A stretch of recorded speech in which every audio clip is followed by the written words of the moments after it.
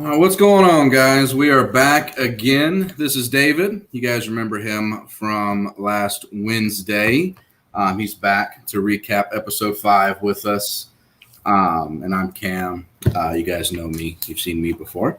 So we'll just get right into it here. Let's just kind of recap what's happened since we were last on, because last time we were on was the veto, correct? Right. So, yeah, I mean, Keisha got evicted 13-0 is unanimous. I guess her lack of campaigning just came back to bite her, and no one felt the need to save her. So she kind of just shot herself in the foot, per se. And then Memphis, for the first time in his Big Brother career, won the HOH, and we're going to talk about what he decided to do with the nominations today. Right. Yep. So 13-0 vote, 13-0 vote. Kevin looked absolutely shocked when that vote came out. So I was, yeah, that shocked me, and when I noticed that too, for a we appreciate that. Yeah, we do appreciate that, man.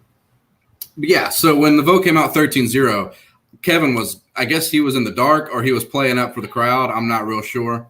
I think more so he was playing it up because you have to know, right? Like, 13-0. Right. Yeah. I'm sure he's definitely playing it up. Were you surprised that Memphis didn't throw Keisha a sympathy vote? Not really. Not really. Not in this case. It's still so early in the game that you don't want that one vote being out there, because then for the next week, like, granted, he won HOH, but for the next week, everybody's going to be trying to figure out who that one vote is, Like, right. That becomes the focus. So the gameplay goes out the window. Who's the one that didn't vote with us? So it didn't surprise me. I figured it'd be unanimous. And to be honest, I'm pretty sure it'll probably be unanimous again this week. It's usually how it goes in the first couple weeks, but we'll see. Yeah, Sam, look, we're going to get into that. Before we started this live, I even told David, I said, man, this is a terrible episode for Memphis. Like, that's my guy. I think he's one of the best players, but good Lord, not a good look for him so far. But we'll get into that. So it starts off, does the recap. Janelle and Memphis are in the HOH room, and they call themselves the OG players. How'd you feel about that, the OG Big Brother players? I mean, they're not wrong. Like, I don't know, Memphis, I wouldn't really consider OG per se. I mean, he's in the old school era, but when you think of like the early days of Big Brother, obviously Dr. Will comes to mind. I think you could throw Janelle in there, even though she was 6 and 7. Like even K-Star too. But I just think, I guess that's her way of just bonding the old schoolers and trying to. There's definitely probably a little strategy involved there too, because Janelle's even talked about this on like her Twitter and stuff before she went on, where she's all about keeping the old schoolers together after seeing what happened in Survivor. So she's probably just definitely trying to get that going in Memphis's head. Like, we should keep the numbers with old school. Right. And Janelle is doing everything she can right now to just get somebody, right? Because she's got Kaser. Right. But everybody in the house, like I said, I don't watch the live feeds this season because for this show, I want to make sure that my opinions are valid and not just seeing what happens and forming opinions. In the clips that I've seen, though, she doesn't have anybody but Kaser, and everybody's talking about Janelle. Everybody in that house. There, whether it's Nicole or Danny or Bailey, or all the women seem to be against Janelle, which is the status quo for when she plays. But yeah, so when she does the OG thing, for me, right off the bat, I'm thinking, okay, that's an angle that Janelle is going to play. She's going to, if she's got her backs against the wall, her and Kaser are going to play the OG card, right? Because there's a few of them in there. You've got Danny, you've got Kaser, you've got Janelle, you've got Memphis. They got rid of Keisha, who would have been a kind of an OG player as well. But yeah, so I think it's strictly gameplay. I think it's more about a necessity for Janelle. Right. And before we continue, the Big Brother Reddit is also, they came up with the term. They said all the house guests are suffering from something called Janelacy, which I found pretty funny. since they can't stop talking about her. Oh, I know. Janelacy. I like it. It. Let's see. So, all right. Then Memphis then kind of goes over who he wants to put on the block. And David is one of the first people that comes up. So basically, the whole arc of this episode seems to be the battle between Memphis and David for the week. That seems to be the arc, the storyline that they're trying to go through. And we'll get further into it as far as the nominations and all that is concerned. But how do you feel about Memphis wanting to target David simply because just because he's not an all-star in his eyes. See, I like the idea, but the execution, which I'm sure we're going to get into, is terrible because this goes back to what we were just talking about a couple minutes ago with the whole strategy in the first few weeks, at least in recent seasons, being just, go with the house, like don't ruffle any feathers, and putting up people like David and Nicole A, who, they played just in the same season together. That's easy, like cut one part of the duo, and, no one knows how David's going to play, and he was the first one out, so you can kind of go for that angle saying it's unpredictable. Like we haven't seen him play, so he's just an easy nom because, his gameplay is unpredictable. So I like the idea to nominate them. That's what I even thought Cody should have done last week. So I like the noms for Memphis. It's a little weird for him to be so fixated on David. And even David talks about in his DRs. He's like, I don't know why he doesn't like me that much. Yeah, there's something going on between those two because in both their DRs and throughout the house, it's known that David and Memphis aren't seeing eye to eye. So something either has to have happened or they've legitimately not talked at all. And I find that hard to believe in 10 days that they haven't had one conversation as far as game is concerned. They have nothing else to do.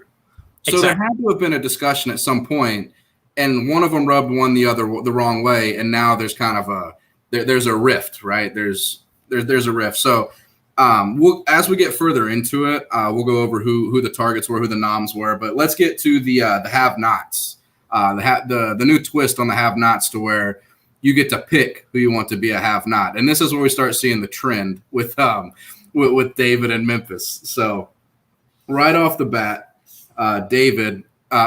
Memphis just picks David. He just goes, David, you're going to be a have-not. There's really and he does like that finger pointing thing too, a little theatrics.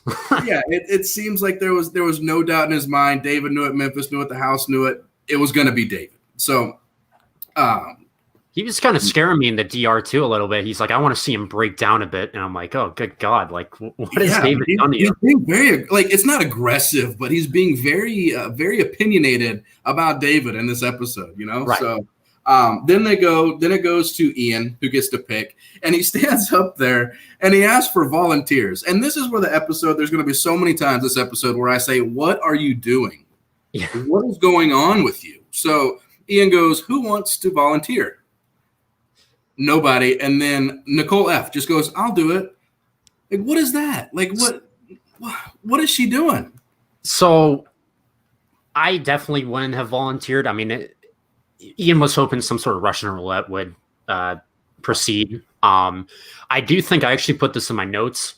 Maybe I'm overthinking it too much, but I feel like Nicole F, that was a little strategy on her part, knowing that she's kind of put herself in deep water already because, like Janelle, she's probably the other most talked about house guest in the house so far because you either love her and want to work with her or people just absolutely despise her and don't respect her gameplay so far. So I feel like that could have been a little bit of gameplay on her part, just saying like, I'll go and swamp Ian. I won't make you make a tough decision. Like I'm a team player. I feel like that maybe is just trying to show her worth potentially to the other house guests. Right. Like, so if I'm in the house, if there's any game I'm playing for money, right, and there's a position that you can put another player in to make a decision that could hurt their game, I'm not volunteering to take that away from them. I want them to make that decision. Absolutely. I want them to either make a friend or make an enemy because chances are that's going to be making an enemy, right? So why would you sit up if you're in a big alliance, right? Like she's supposedly in, that Ian is not in, but they supposedly have a two, right? Supposedly her and Ian because they're the two winners of the house. But if you're in your big alliance, and this is the problem I'm going to get to with this alliance, you should want Ian to make that decision because then somebody gets mad at Ian for making them a have-not. It makes it easier to nominate him, right? And when push comes to shove, like if Ian has to make a decision there, Nicole can just fall back on that.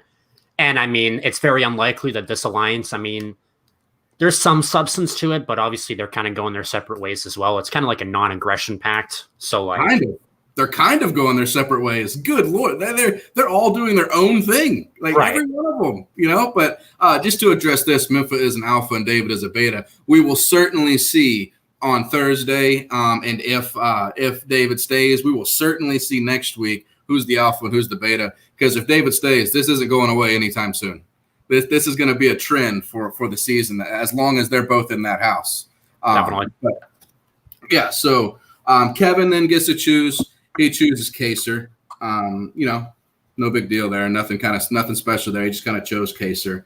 And then they go to David in a dye room, and David says, I'm on slop. They chose me as a have-not. But you know what that tells me? That tells me I'm also going on the block, which is just smart. That just makes sense. If the HOH is choosing you as a have-not with no recourse, just saying, hey, you're the guy. That you're going to be on flop and you're probably going to be nominated. So just get ready. Start fighting for your game, right? Absolutely. And it goes back to like the theatrics. Like he even made a little show out of Memphis. He like pointed at him. He's like, David, you're up. So yeah, that was a good read by David to understand he's in trouble. Right. So then, excuse me here. So Memphis and Cody are then in the HOH, and they're going over who the easy noms are.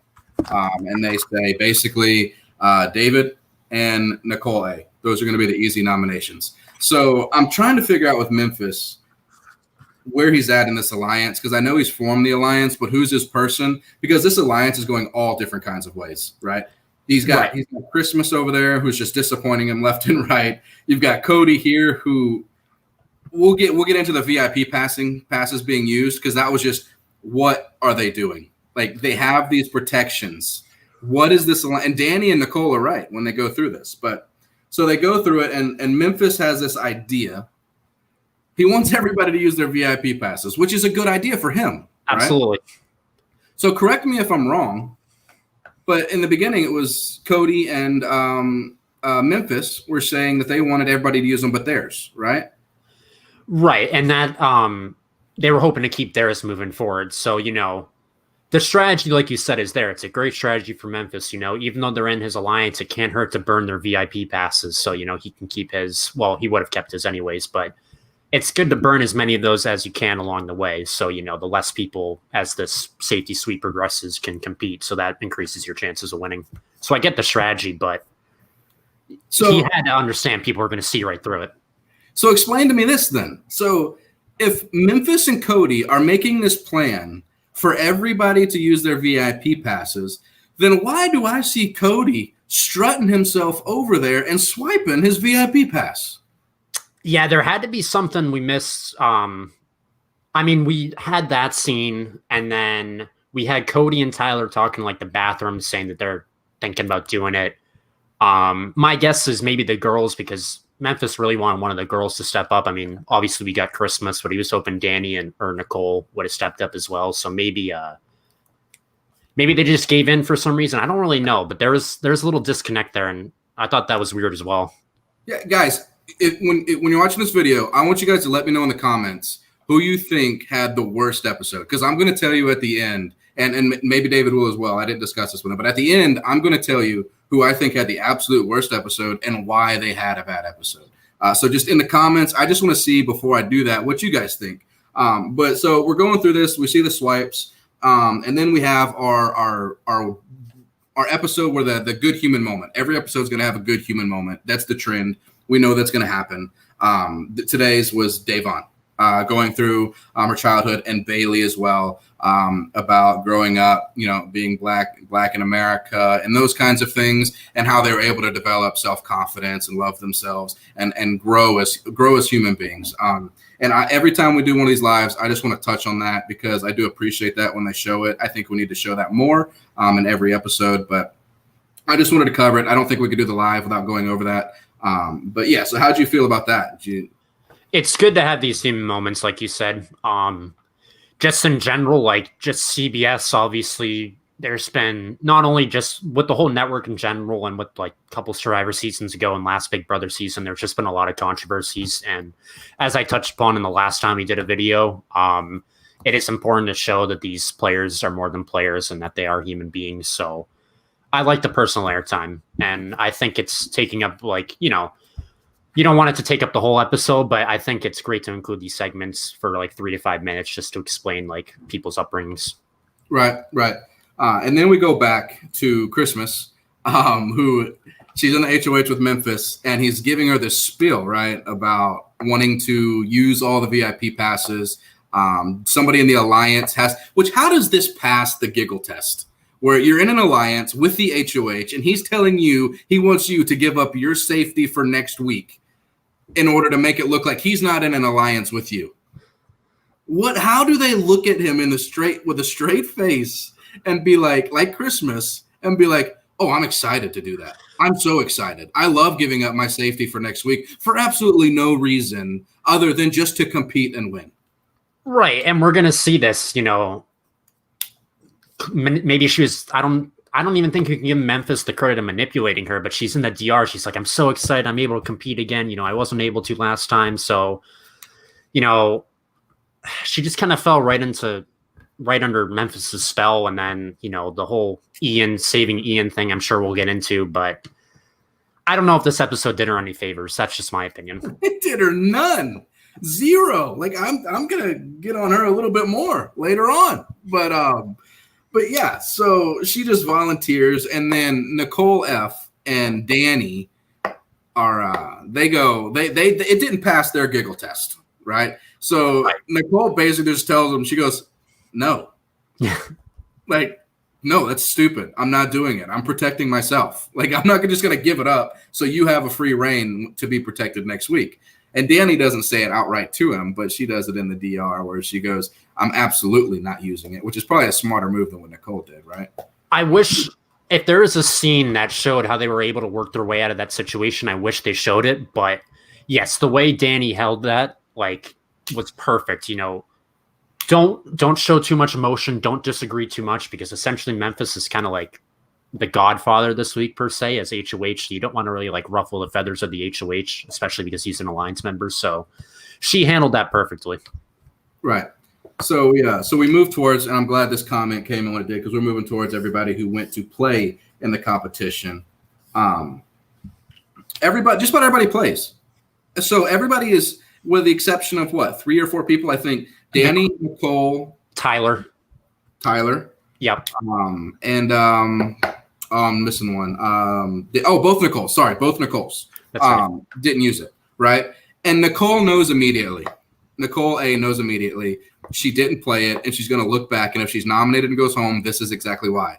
She should have played. I don't understand why you wouldn't. If you have that feeling, play it. Well, then it's just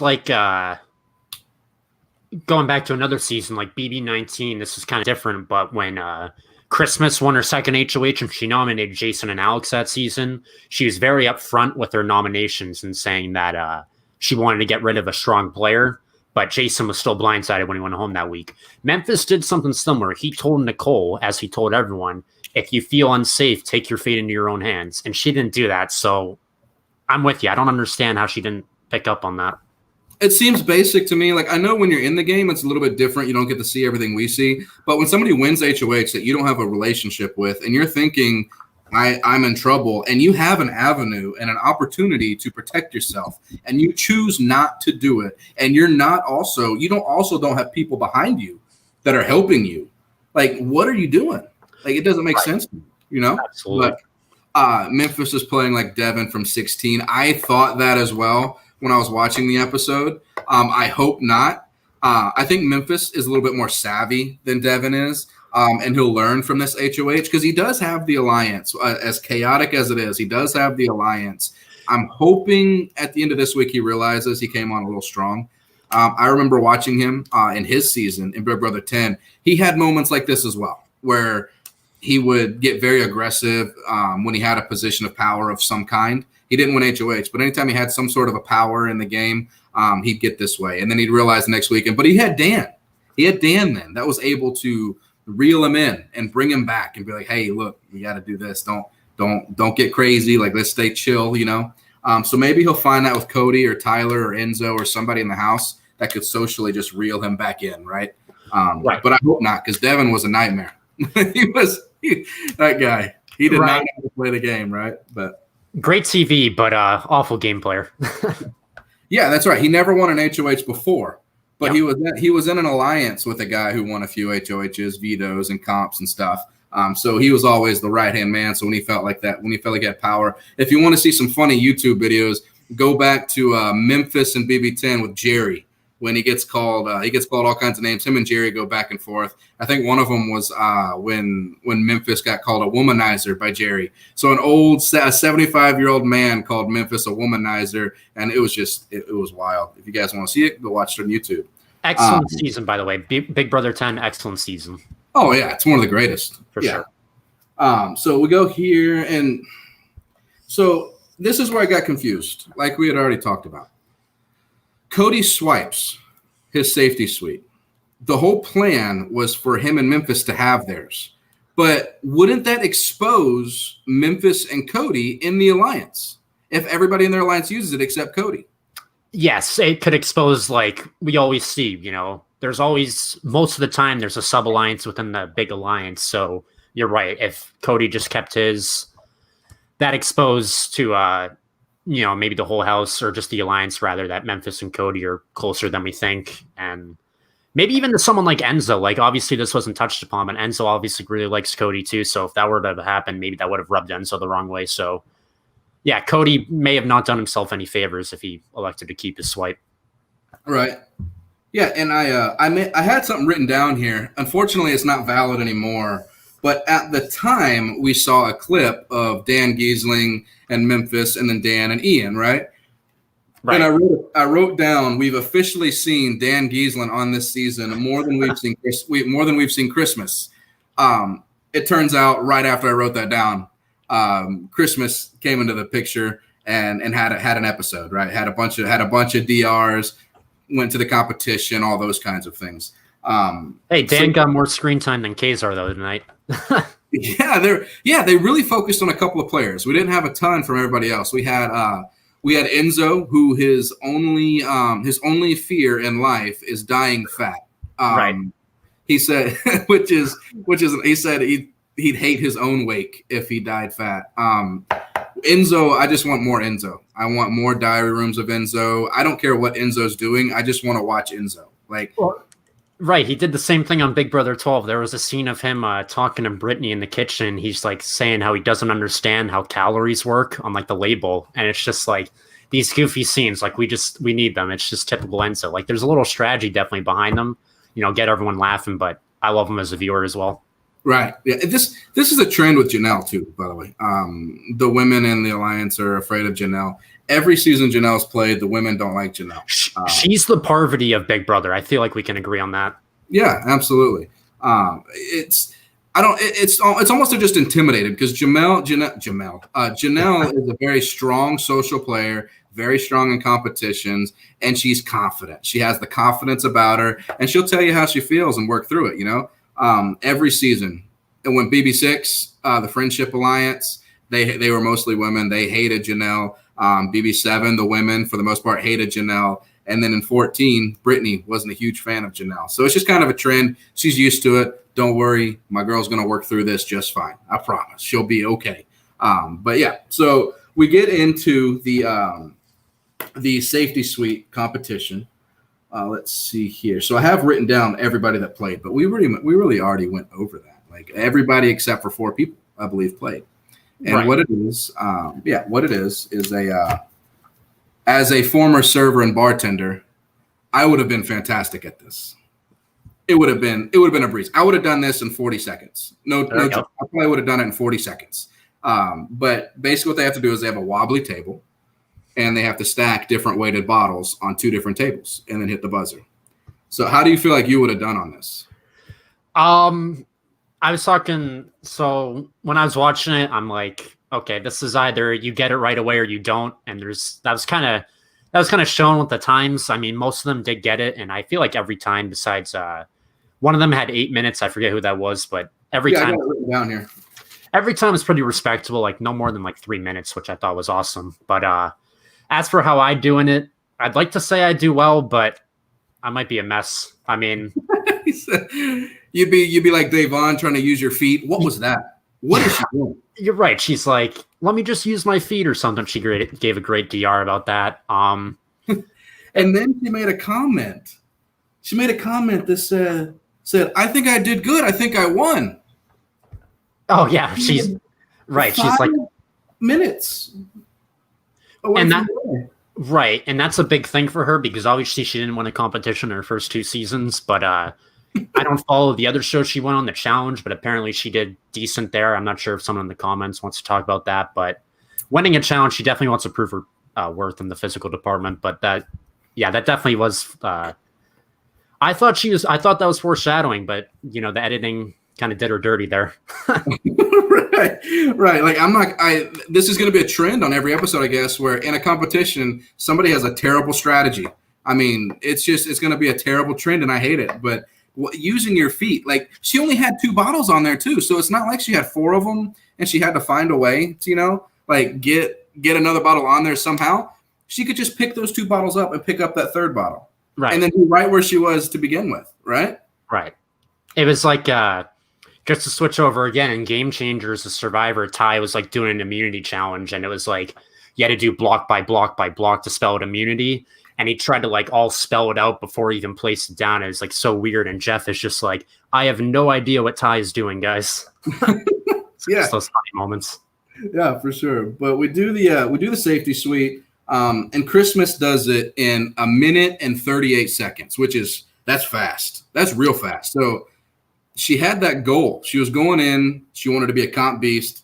She succeeded in this one. She demolished the field. The next closest person was 40 seconds away from her. Yep. I think 40 seconds. And that was Kevin at 2:22, 2 minutes, 22 seconds. So she wins it. And here we go with Christmas again. She wins it. She's in an alliance with the HOH Memphis, who has said that Ian is a possible target. Who does she choose to save? She chooses Ian. Do you think that had to do with that one conversation they had in the bathroom beforehand? Or do you feel like that was just like editing, trying to play that? Like what? I think it was just editing.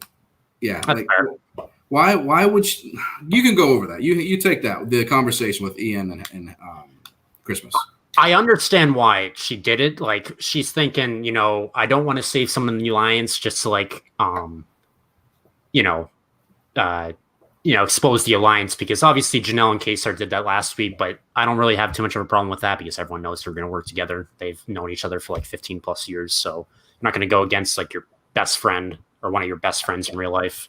So because she did that, like I understand it's good for her individual game, to like kind of rope in Ian, and she has the right idea in trying to secure another vote, but she's got to understand, like, it's not a great look for her in terms of the alliance. Like, does she have an ulterior motive? Like, there's so many things that could be going through Memphis's head.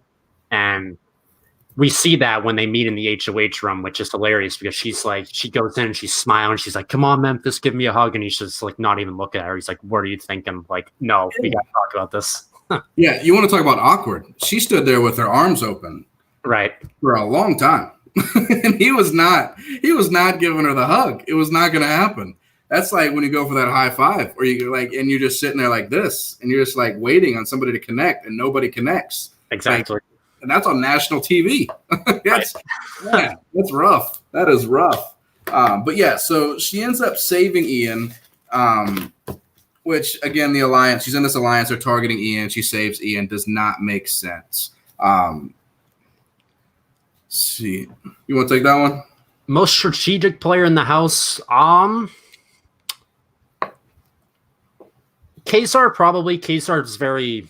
All his DRs seem to be, besides that one personal scene he had, all his DRs seem to be tending towards more like strategy talk, and he had lots of good reads last week in the whole house dynamic. So I feel like he's probably the most strategic player at the moment and thinking like weeks ahead, but he's got to realize that just like Janelle, he has a bullseye on his back. Yeah. So it's kind of hard right now for me to narrow down who the most strategic player is currently. But if I were to see, if I were to like go into the future and see, I think Kesar would be up there if he makes it decently far into the game. I think Tyler Crispin would be one of those that's a good strategic player. Enzo, if he can make it pretty far, and then Danny. I think if Danny can keep her emotions in check and not get angry or upset when her alliance doesn't do what she wants, I think Danny can make a lot of moves as well. But Danny, sometimes she gets a little bit upset when people don't do what she wants, and she can go off the deep end a little bit. Yeah, but ask us that same question in about 2 weeks, and I'll have a way better answer for you. It's kind of early in the game now. People are still feeling each other out, so we'll see. But those are the 4 that I would say. Yeah, Danny, right? Yeah, Danny. She's playing a good game. She's social. She's just laying back, not doing a whole lot right now. But she's aware. She's watching. She sees what's going on. So, Yeah, so I have the next thing I have written down is we already went over that, but the Christmas, and she said, I did so much for us. Like you did what? Like Right. you saved our target for the week? Like that's what you did for us? Like She did so much for herself, and as we've seen in past seasons, looking out for yourself. I keep hating to use Big Brother 19. I'm sorry to everyone out there. That was a terrible season, but there was a scene where Kevin, no one took him seriously, Kevin Schlehuber, and he was starting to look out for himself that season, like telling people who was going to go home beforehand, and that started rubbing his alliance the wrong way. Obviously, he went pretty far, but that gets the gears going in your mind if you see people looking out for yourself rather than the best interest of the alliance. So, we didn't get any inklings in this episode of her becoming a potential target down the road, but it might have been a little bit too early to be looking out for herself. Yeah. And in the same conversation with Christmas, Memphis throws out the line that, hey, it was a split second decision. It's okay. It's anything but a split second decision. Right. That's before you play the VIP or the safety suite and use your pass, you should already know like who you're going to save and protect if you win. Yeah. Is that not a scenario you go through with your alliance? Hey, if I win, this is who I'm going to save. Like that should be a scenario. That should be something everybody in the alliance goes over with together, right? And we saw a scene with Davon and Bailey saying, if one of us wins, we're going to save the other because they weren't sure. So yeah, this isn't a split second decision. That was maybe just Memphis trying to, cool himself down and like try and find a positive in this. But yeah, I mean, it's nothing but a split second decision. They have hours to think about it. They know the suite's coming up now. Right. Did you watch that on the feeds? I don't watch the feeds, so I'm not sure what was said about David. They may be talking about the nomination speech, but I'm pretty sure they showed the whole nomination speech because I guess people on feeds were saying Memphis went hard, but I assume we saw everything from that, which I'm sure we'll get into towards the end. Yeah. All right. So Cody comes in, talks with Memphis. As soon as Christmas leaves, they're talking. Cody's like, what is she doing? Right? Like, what is she doing saving our target? And I'm screaming at my TV, Cody, what are you doing using your VIP pass? That's what I was yelling at the TV. But he's going to need it a lot. Yeah. They're so loose about this. And I'll take a line from Russell, what he says and a lot of his recaps and things. He always says that everybody has these tools that they can use to get farther in the game. Well, guess what? You're in an alliance with 5 tools that can protect you for the next week, right? Because they can only play it until next week, correct? I think so. That sounds about right. Yeah, it's either next week or the following week. Right. So why would you use it now when your alliance is in power when you can use it next week and protect everybody in the alliance? Yeah, he just lost all the leverage he has because, that's another way, just like Christmas was thinking, to gain another potential ally or, not ruffle any feathers again. And plus, I mean, the more weeks he's not immune, people are just going to remember how he played in Big Brother 16 and how he was so dominant in competitions and how he's off to a good start this season because, he did fairly well in this time competition as well, along with winning last week's HOH. So he's got his work cut out for him, and he made an underrated mistake, and I feel like not too many people are going to talk about that, but you're right. That was not a good move. Right. And then so Cody and him are discussing the options, and Cody kind of drops a little hint in there. Hey, Janelle and Kaser are still there. They're still there if you want to put them up. And he's like, yeah, we could go with the easy options, and throws out Nicole and David again. He throws out those 2 names again. And then Janelle comes in and does her Janelle thing. And she's talking to Memphis and it's just like, hey, are we good? Are we good? Because again, remember, we're the OGs here. So they have their conversation. The noms then come, and you want to go over who was nominated? Yeah, so Nicole A. and David, the 2 representatives from Big Brother 21, were nominated. I'd love to see Russell on Big Brother too. That would be fun to watch. But yeah, I mean, they were both nominated. Memphis gave some pretty blunt and just like to the point speeches saying, he told Nicole, like, I told you to play for your safety and you didn't, so therefore you're going on the block. And then, yeah, he was a little condescending towards David, like just telling him this is the big boys table. Like, let's wake up here. This is all stars. And I'm just like, he said what every fan who's a true Big Brother fan feels about some of this cast in the DR. He said, you are not an all-star. You were here for 1 week and you got brought back for a second chance. He's not wrong. He's telling the truth. He's not wrong, and he can say whatever he wants. Like, it's his speech or whatever, but that is not a good way to, make friends. And, these nominations, this is why I say he handled it so terribly. These nominations, if he just, gave the typical speech, like, this is nothing personal, like whatever HOH, the stupid spiel they give, he just went out of his way to, rub everyone in the house the wrong way by saying it, because these nominations, they're just two floaters or whatever. It's not going to make anyone mad to lose Nicole A or David early on in the game, but he just painted an unnecessary target on his back by just being abrasive in those speeches. And then he told Nicole as well, when he nominated Nicole, he said, you didn't play the competition to save yourself. So you're in this position because you didn't save yourself. Which again is a true statement. But these things you can't say because one of these people is going to stay. Right. And I will say I wrote this down in my notes that I compared him to, again, sorry for bringing up Big Brother 19, but when Cody handled his HOH the first week and he wouldn't tell any of his big alliance, he got all like the babes of that season or whatever, as he called them, to like a line. And people would come up to his HOH room and say like, what are you doing? What are you doing for HOHs or nominations? And he just brushed his teeth and be like, I don't know. I'm not going to tell anyone. Like, it's way too early to be alienating potential allies and current alliance members. And it's not going to serve him well. And I feel like we're being set up for some sort of Memphis downfall before we hit jury. I hope not. I think Memphis is a good player. I think he had a bad week, not a good week for him. Or I shouldn't say week, not a good episode for him. Good and bad, I will say. It was good that he got everyone to do the VIP, but socially terrible. Right. But his game plan, everything that he wanted to happen, happened. Absolutely. Yep.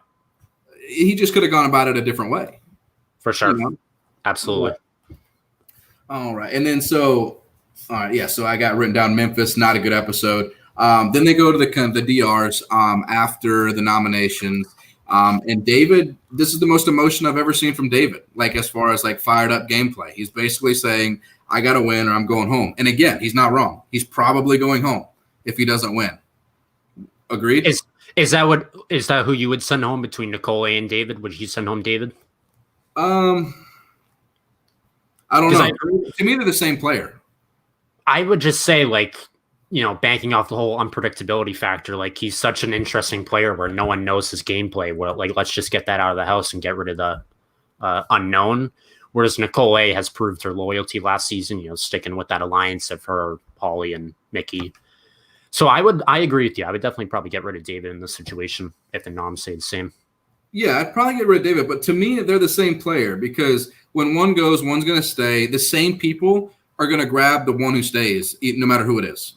To me, right? It doesn't matter. So if David gets voted out, the same people who need numbers are going to pull Nicole in. If Nicole gets voted out, the same people that need those numbers are going to go pull in David. So as far as the game is concerned, I think they're the same player. I think Nicole is a little bit more savvy socially than David is. I think she's able to get in a little bit better. Right. Yeah, right. Because very approachable. As we saw all last season, people just love talking to her. So who do you think had the best episode today? Best episode. Even though we didn't see much from them, I'm not going to say they had the best episode, but it's a win for Janelle and Kesar not getting put up because obviously they could have also been the default nominations. Nicole F had a nice bounce back episode. I think her saying like the whole, showing her she's a team player with the whole slop thing, and then she had a good read on the whole Memphis situation. She needed a good episode because, people obviously have been rubbed the wrong way by her since they moved in. Danny, we got solid content from her as well, just showing that she's also seeing through Memphis's baloney. And But who had the best episode? That's tough. I don't know. That's a really tough one. I'll just say Ian again. I mean, Ian getting saved. I guess I'll put him. Whether that split second conversation did anything with Christmas, he was saved, and Memphis is also obsessed with getting revenge for Dan Giesling for whatever reason. So I would say he, as of right now, I'd probably put him for having the best episode. Right. So, we did. What's funny is we did an online Survivor game for the Patreon group. Oh yeah. Yeah, we did one against Survivor NSFW for Johnny Fairplay's Patreon group. That's right. And Russell Hanshow won. But it's funny because in that I was voted out rather early, but my name kept going on through the episodes. So, wow. So it was a running joke that my name has to be dropped in every episode. I feel like that same thing is going to happen in this season of Big Brother, where Dan Giesling, as long as Ian and Memphis are in the house, you're going to be hearing Dan's name a lot. Everything's going to be attributed back to Dan. And Let me just say, that was such a weird, I don't know if that's actually how he started the conversation, but Ian, that was such a weird thing when he went to go to talk to Memphis in the room, and he's like, the first thing he says is, yeah, I haven't talked to Dan in years. I'm like, that was just so out of the blue. That was so weird. But there's some tension. Yeah, I would assume that him and Memphis don't have a lot in common. Right. Through their daily lives. The only thing that they do have is Dan. Right. So, but anyway, but yeah, so I think as well that Ian had the best episode because he's on the outs. He knew he was in trouble. He convinced somebody in the alliance who's targeting him to save him against the HOH. That's not an easy thing to do, and he knew it was an easy thing to do, and somehow he managed to get it done. He picked probably the one person in that alliance who would do it. Right. I don't think any of the others would have done it. Maybe Nicole F., but that's a long shot. Yeah, I still don't think she would have. I think she would have been like, I can't. I want to, but I can't. In a little whiny. Typical flip-flop. Right. Yeah. The other one that I think had one, it's more or less what she didn't do is Danny. Danny's in everybody's conversation. She knows everything that's going on in the house. She had an opportunity to where she could use her VIP to protect whoever she wanted to protect. She chose not to keep it to protect herself. So I think she's in a good position currently. But like I said, if she gets upset, she's a nightmare. She'll blow everything up if she doesn't feel like she gets what she wants. As we saw, I mean, I didn't see much of her first season, but I know her and obviously her father came in first and second. But season 13, when I watched that, just the downfall of all the returning vets, like her and Rachel just could not get on the same page, and she played a part in getting Jeff went after her. But yeah, Point is when Danny gets mad, it gets tough in there. Yeah.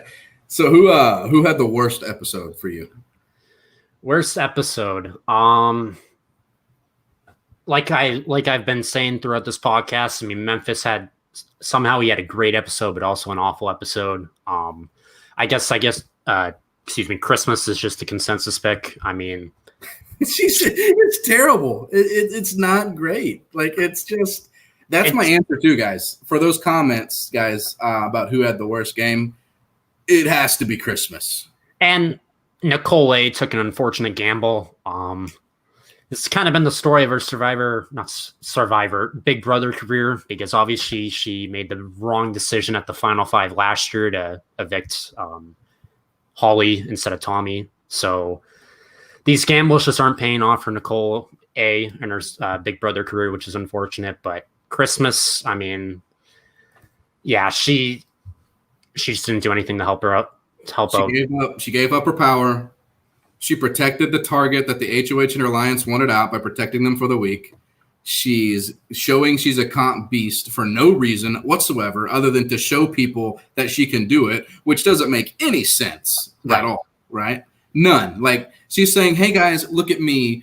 I can be a target because I can win competitions when I need to. Why would you do that so early? Right. And she's saying, she's like, I want to show I'm a competitor or I'm not to be messed with. That's what she said in her DR. I'm like, Christmas, you should be doing the exact opposite because everyone knows you do CrossFit and you've had like, you're very physical. You're a physical threat, even though you didn't get to showcase it in your first season. So she should have done the exact opposite. And as we've seen, Cody and Memphis are on to her. So that alliance is very fluid, which is the interesting thing. There's a ton of cracks as we saw began to form in this episode. So it'll be interesting to see how that core 6 plays moving forward. So do you think the veto is going to be used this week? I don't know who won the veto. Do you know who won the veto? I don't know either. So we'll see. I think this again goes back to, if someone like Janelle wins, obviously they're not going to use it. I'm trying to think. Danny wouldn't use it. Bailey probably wouldn't use it. Just, again, I think it's too early to make.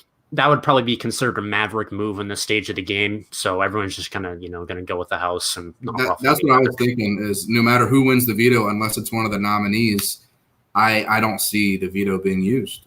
Right. Who would use it on Nicole? Right. The only person who you'd think would use it is David, but he's on the block with her. Right. So you think Memphis is going to use the veto?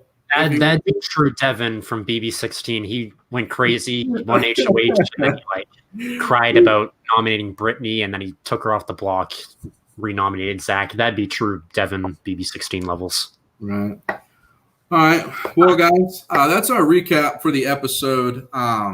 If you guys enjoyed this, like it, comment it.